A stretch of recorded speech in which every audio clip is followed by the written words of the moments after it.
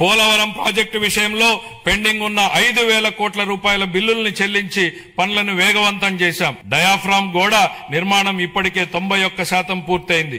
మొత్తం ప్రాజెక్టు పురోగతి 60% దాటింది. వెలుగొండ ప్రాజెక్టు BRR వంశధార దశ 2 అలాగే వంశధార నాగావళి మరియు నాగావళి చంపావతి నదుల అనుసంధాన పనుల్లో సమాంతరంగా గణనీయమైనటువంటి పురోగతి సాధించబడింది. అదే సమయంలో రాష్ట్ర వ్యాప్తంగా విస్తృత స్థాయిలో చేపట్టిన ఆపరేషన్ అండ్ మెయింటెనెన్స్ SDMF మరియు FDR పనులు సాగునీటి వ్యవస్థలను స్థిరీకరిస్తున్నాయి. 5 ఏళ్ల విరామం అనంతరం మొత్తం 6,047 నీటి వినియోగదారుల సంఘాలను ప్రజాస్వామ్య పద్ధతిలో పునరుద్ధరించడం ద్వారా సాగునీటి నిర్వహణలో రైతుల భాగస్వామ్యానికి మళ్లీ బలోపేతం చేశాం. ఇక ముందు BRR వంశధార 2, హంద్రీనీవా పూల సుబ్బయ్య, వెలుగొండ మరియు పోలవరం ప్రాజెక్టులను పూర్తి చేయడానికి మా ప్రభుత్వం కట్టుబడి ఉంది.